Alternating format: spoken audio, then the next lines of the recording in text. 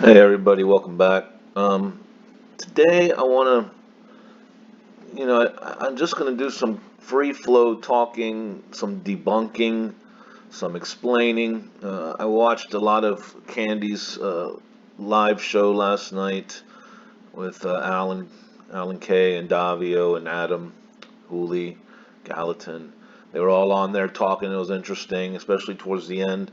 Um, and I heard some things I'd like to respond to or add on to. I know nothing was directed at me. I'm just these are just my thoughts on what has been said, and also things that have been discussed over the last few months in the community. I think people are just misinterpreting or getting wrong.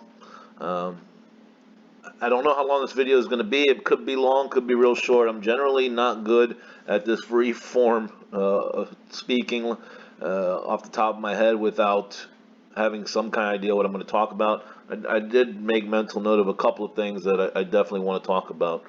Um, okay, so one thing I wanted to address is there's been all this fixation about Jack figuring out the place Forrest wanted to die. Okay, so a couple of things on that. When he says that, I mean, by finding the chest, obviously you found the place he's going to die. So he could just being, could be being poetic, saying it that way. But also, we don't know what he means by find the place Forrest wanted to die. Does he mean Wyoming? Does he mean Yellowstone? Does he mean the exact spot? I mean, I think it could be something as simple as, yeah, he wanted to die in Yellowstone, and then he worked it out from there, right? I don't think that he actually found the exact spot of where Forrest wanted to die by thinking of the spot where Forrest wanted to die, if that makes sense. Um, Now, there's this talk about the Madison. I'm not a believer as of yet. I think we have some circumstantial evidence out there, although I know Rudy Green wouldn't call it evidence. But let's call it information then. So we have information out there. We have an independent confirmer of this blue Xterra SUV that was at a campground that has been linked to Jack's human being partner, whatever we want to call him, search partner or not. I find it credible, okay? I find the whole story credible. I find it credible that he was in West Yellowstone, and I find it credible that he flew to Colorado Springs every time. I think all that's true. So if we're going to believe that, let's look at what the information tells us. It says that Jack went to West Yellowstone April 19th, I think, or 20th of 2019. So on that date, the west entrance had just opened. Okay, so I think it opened April 19th of 2019. The only other entrance that was open was the north entrance. So that means that on April 19th or 20th of 2019, from West Yellowstone, the only places you could go was down to Madison, then down to Old Faithful, or Madison Junction up to Mammoth, to Gardner, or Mammoth over to Cook City. So yes, you could get to Cook City because that road's always open. So I guess technically you could say the northeast entrance was open, but you can't access the northeast entrance at that date from the other side of Cook City. So you'd have to come in through Gardner or West Yellowstone to get to Cook City. You couldn't get there from Cody, let's say, on that date. So we can believe, we can narrow down the find area to that stretch off of those roads. And that certainly narrows things down significantly. But the Madison, okay, there are many reasons why I don't believe it's the Madison. One, and this is some of the things. These were some of the things discussed last night. Forrest said that he didn't know if the finder would know why the spot was special. Okay, so if it's at 9 Mile Hole, or Barnes Hole, or Baker's Hole, or Fishing Bridge, which I don't think is in that search area, but nonetheless, the point is we would know why it's special because he's told us all about those spots. So it would be easy for the finder to know what's so special about it, the Forrest. The fact that Forrest thought the finder might not know tells us that it wasn't one of these extensively discussed spots, because we would know why it was special if it was, for instance, 9 Mile Hole, right? If it's somewhere he hasn't discussed, then no, we wouldn't really know why it was special. So that's one reason I don't think it's on the Madison. And these are logical steps, and I'm confused why when you present these logical inferences, they're just dismissed by things that don't make sense. Okay, so the next thing is, he said only a few searchers have been within 200 feet. If it's along 9 Mile or the 7 Mile Bridge or anywhere, Baker's Hole, Barnes Hole, there would have been gobs of people within 200 feet, folks, because there have been so many searchers and plenty. And don't tell me the Madison River was the barrier of the 200 feet. There dozens of searchers have crossed the Madison and searched all around the other side from wherever they were at. So it's almost impossible to believe only a few people would have been within 200 feet. Another logical inference. Forrest said back when there was a searcher that came within 200 feet, he went out once, and Forrest was surprised that that searcher knew Forrest so well. Okay. Now, how well do you really have to know Forrest to go searching on the Madison? Not well at all, right? You watch 5 minutes of an interview, you know that place. He was there all the time.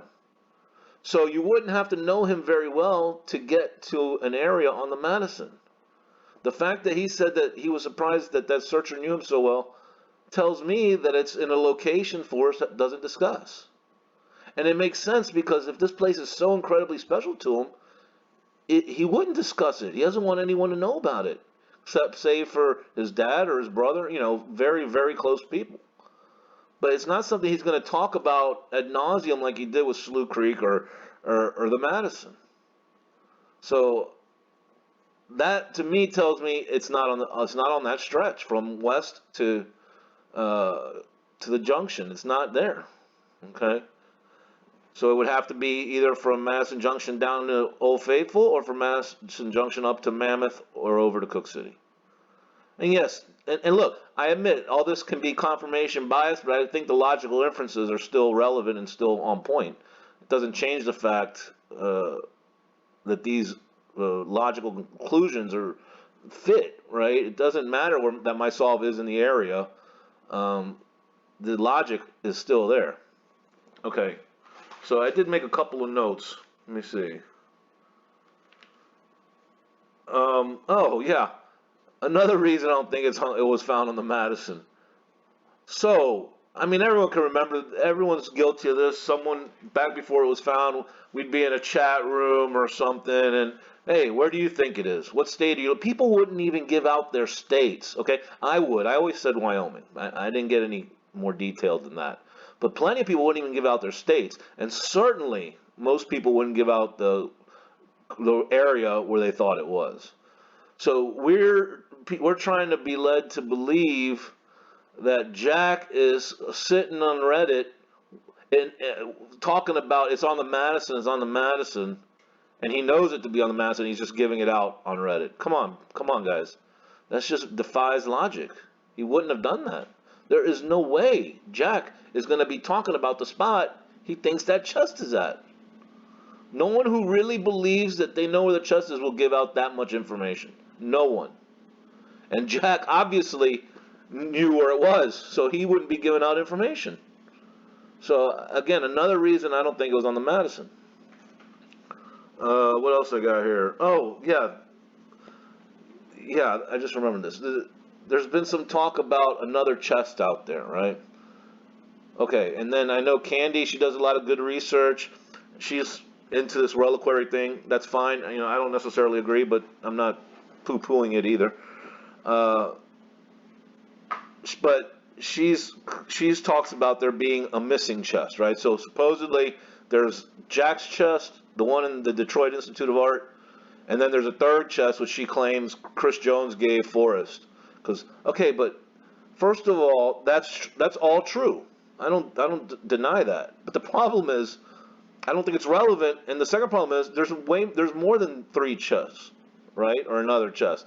Chris Jones made multiple of these cast bronze. Rudy Green has a chest, right? We know that. We've seen it. So and on top of that, there's a guy on YouTube who created an identical chest, pretty identical to this one. It's a pretty interesting little video, but he does it like, creates it from scratch. So there are several chests out there, and I don't know what the relevance of that is. I don't think there's more to be found, another chest of gold to be found anywhere. I don't buy it. I think Jack, I was taking him at face value for the most part, but a couple of things now, I don't know if he can be, no, I don't want to say trusted. I mean, I don't think he's a bad guy, but he may have been fibbing on some things, and certainly I believe that. And that's fine. I get it. He's under no obligation to tell us anything. He could tell us whatever he wants and lie. That's his call. If he wants to do that, he feels he needs to do that to protect him or his family or his friends. I get it. So but I do think he's had to fib a few times for his own reasons. The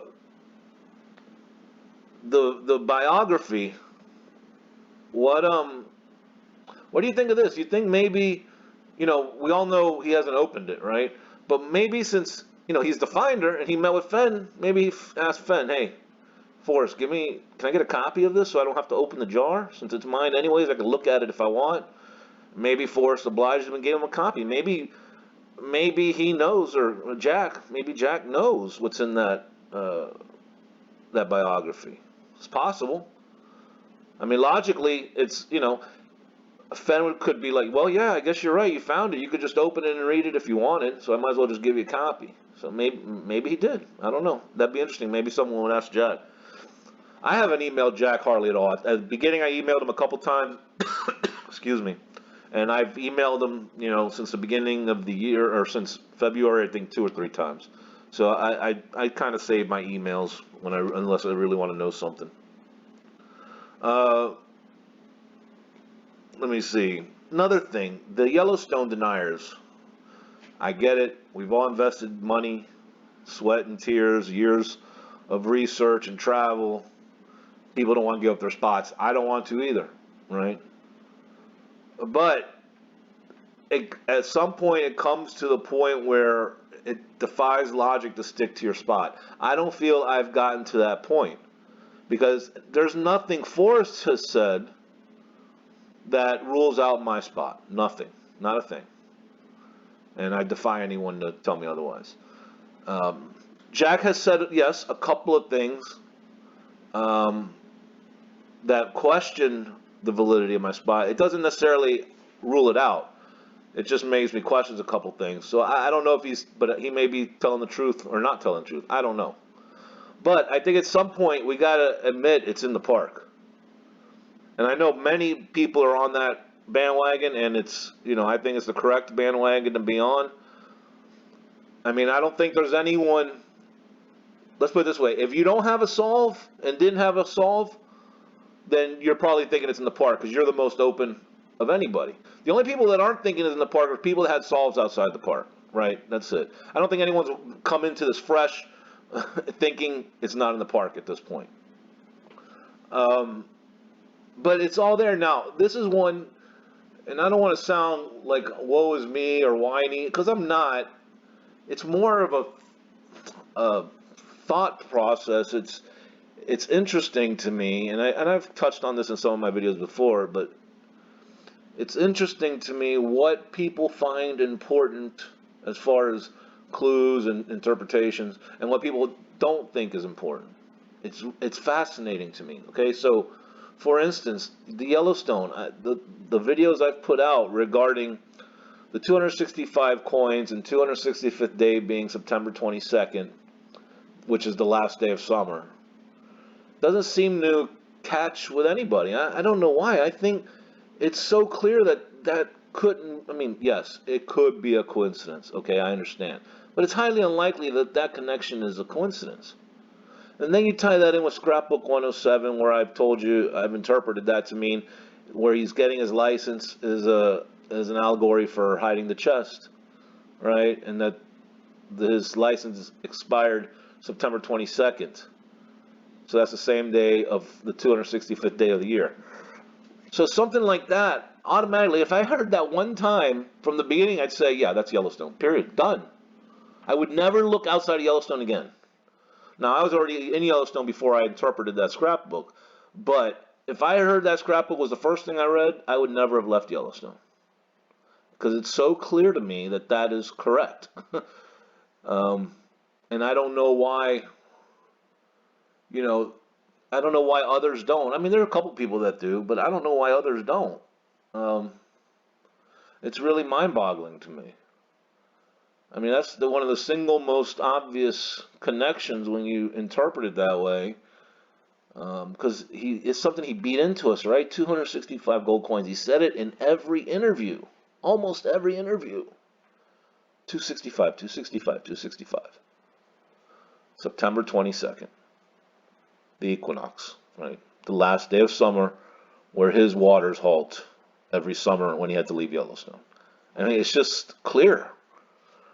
And there's many other reasons that it's in Yellowstone, but I think that's the single biggest reason that it's either it means nothing or I'm correct. There's no other interpretation that I really can see here. And I certainly don't think it means nothing, right? I mean, we've all said it. Anytime Forrest repeats something a couple of times, it's worth listening to and taking note of it. And that 265 might be one of the things he said more than anything, right? Other than two can keep a secret. So yeah, that kind of blows me away how people don't see that. Now, the river thing, crossing the river. I saw something in Candy's chat. Someone said something, I don't know, about 3-year-olds or kids crossing the river. I mean, I never crossed the Madison, but I did cross Soda Butte Creek. And let me tell you, it's no picnic in June. I mean, I didn't even make it across. Okay, my 25-year-old son had to cross it, and he barely made it. Stupidest thing we've ever done, but whatever. Luckily, everyone was okay. But it was raging. I mean, raging. It was up. Water was up to almost a neck, and could barely keep his feet. We had to use rope, the whole thing. It was a mess. But anyways, when you go in September, I crossed that creek several times. In September, the water is like just below your calves, right? I mean, the only thing that makes it, I don't even want to say difficult, just makes it a little harder than flat ground is the fact that there's, like fist-sized rocks all over the floor, the creek floor, the creek bottom. And so you just got to, step softly, but otherwise it's a cake to cross it. No big deal. So anyone saying there's no way of water crossings involved because it's too dangerous, it's just flat out wrong. Okay, you're just flat out wrong. It's not true. You just got to cross on the right time of the year. And that would even, that fits back where my thought was that you hit it in September, right? Because at that point it's a breeze to cross the creek. What else? Oh, yeah, another thing Alan Kay was talking about, I think, with Davio last night was the Rockwell drawings, paintings, whatever. I mean, this to me is big, okay, and I'll explain why. Okay, let's remember when Cynthia got Forrest to put X's in her book, and he put one on page 99 on the edge and with the arrow in with another X, and she had asked him, Forrest, I want you to write or sign wherever there's clues in the book. So he did that page, right? And then he went over to the page where he's leaning in the plane or flying the plane. I think it's the one he's flying the plane. The one that says Rockwell, right? And signed that. Okay, I think he did exactly what she asked, to sign where there's hints, and that's what he did. Because I've made several videos on how I believe page 99 is the biggest hint of them all, and how there's hints all through the book. But the Rockwell, so his plane was a Rockwell. All of these drawings throughout the book are Rockwell-inspired drawings. Now, Rockwell is rock wall, right? You could equate that as far as pronunciation. Rockwell, rock wall. I firmly believe there's some sort of rock wall in the solution. If you look at scrapbook, I think it's 17. It's the one where Forrest is leaning against a rock wall at San Lazaro drinking either a soda or a beer. I can't really even tell what it is. And then at the bottom, it looks like it's Dale writing it, but it certainly came from Forrest. He's talking about how he loves to be here when he's alone, and there's other poem chasey related type language in there. And remember, Jack has said to focus on times where Forrest is alone. So I think that there's certainly a rock wall. Oh, yeah. Also, his backyard. He posts that picture. He's got that big rock wall in his backyard, too. I don't think these things are coincidence. Maybe, maybe. But I don't think so. I think that explains why, Rockwell, the paintings are Rockwell inspired. What else did I want to chat about? I don't know. That might be about it.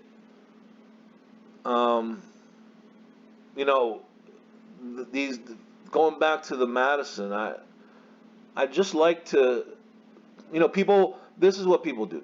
They watch a video, or well, most people don't even watch my videos, but those that do, they'll watch and then post some kind of comment like no, but they can't refute what's said. This is what pisses me off. I don't care if you disagree with me. Don't say no because I think so. That's just give me a reason. Let's debate it. Don't just say no. And don't tell me things like, and Alan made a good point of this, and I've made the same point, and several others have. It doesn't matter that it could be illegal to hide it in Yellowstone. Don't give me that, because that's an irrelevant point. Because Forrest, it was going to be in the spot no matter what, if it was legal or not. The spot is what mattered, not, just like Alan said, I want to hide it here, shit, but, we got legal problems. I'm going to hide it somewhere else. No. It was going to be in the location. The fact that it might be illegal to do so, too bad. He was going to do it anyways. So the fact that there's too many legal complications in Yellowstone is irrelevant. What else? And the Madison, give me arguments to my Madison comments, to my logic statements, as far as the things Forrest said. I mean, I listen to the things Jack says. I've said it many times. I believe he found it. But I don't know what else I believe from there. I don't know. I don't know if he had a search partner. I mean, it looks like he did, or at least someone with him. I don't know if he's told the truth about all the clues, or about what he knows or doesn't know, if he's tried to lead us astray. I don't know. And I wouldn't hold any hard feelings if he was. I mean, he's in charge of the game now, right? I mean, Forrest basically passed the torch. Forrest is gone, and Jack is now the head of the chase. I mean, that's the way it is. So he can make the rules as he sees appropriate. But anyway, so come back to me with something. Don't just say no, you're wrong, stuck. Tell me why. Why it's on the Madison. Don't tell me, Forrest loved that. Give me real reasons.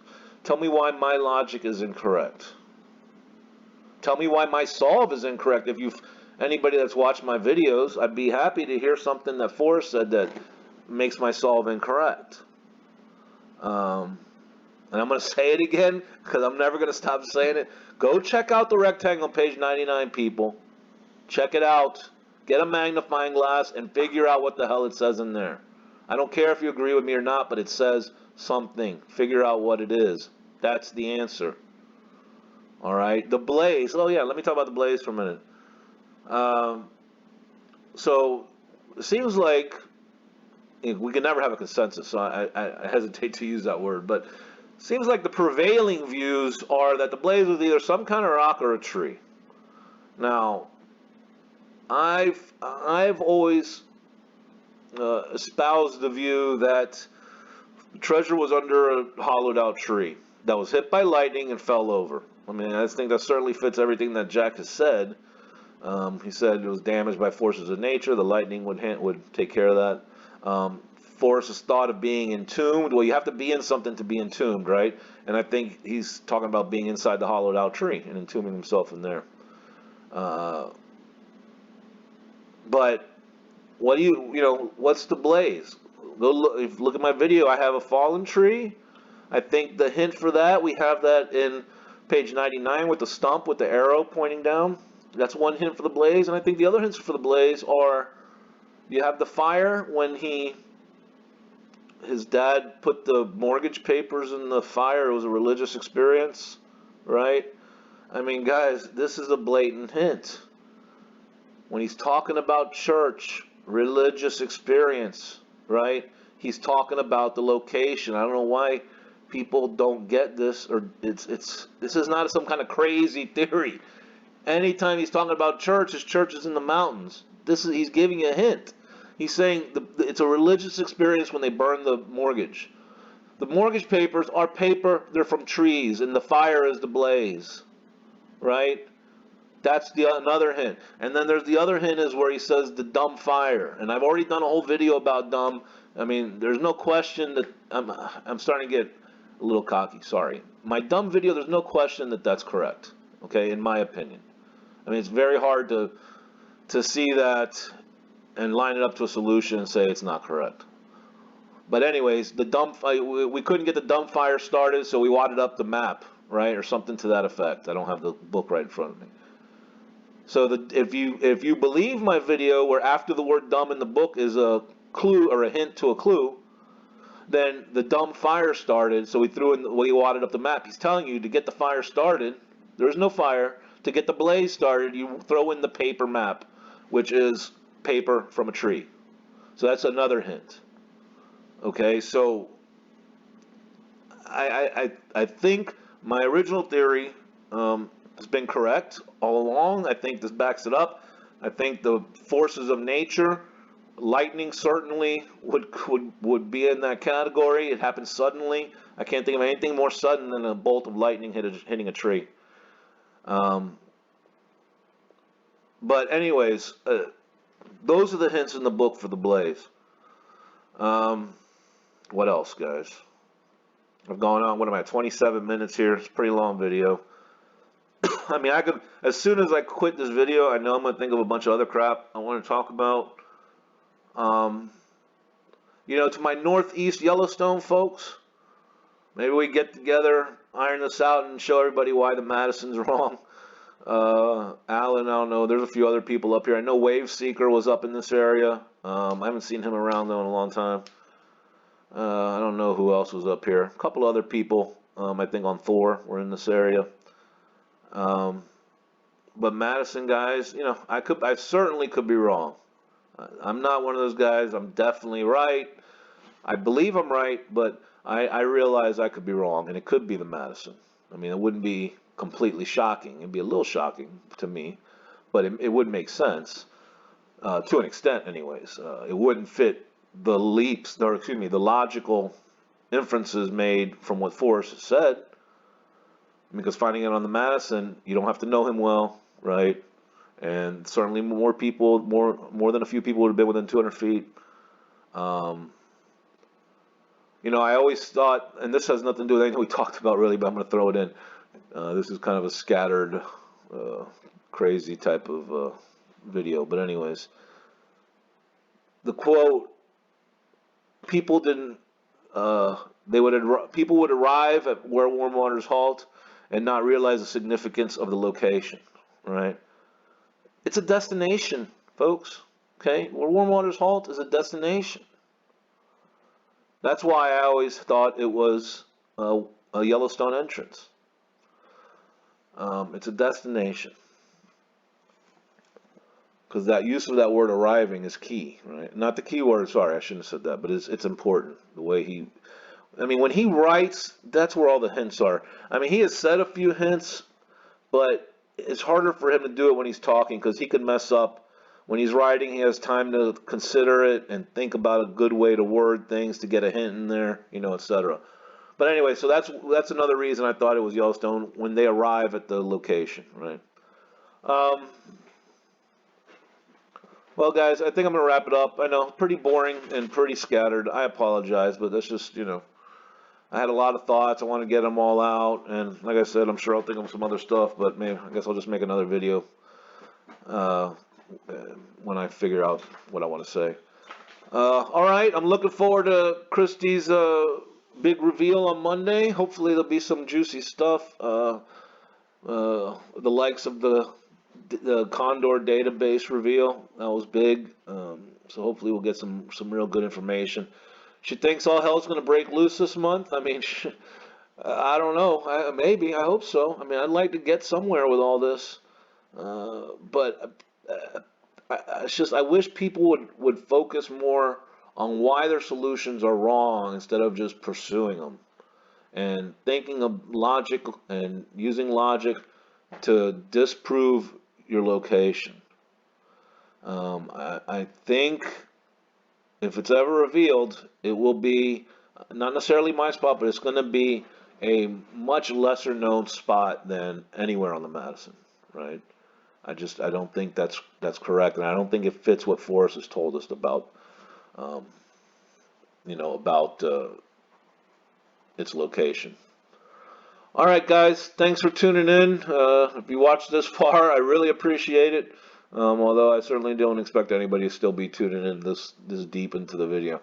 All right, everyone, be safe if you're out there searching, and have a good rest of the day. Oh, and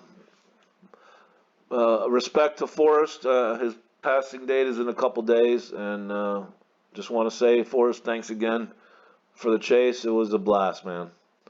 All right, everyone, take care. Bye.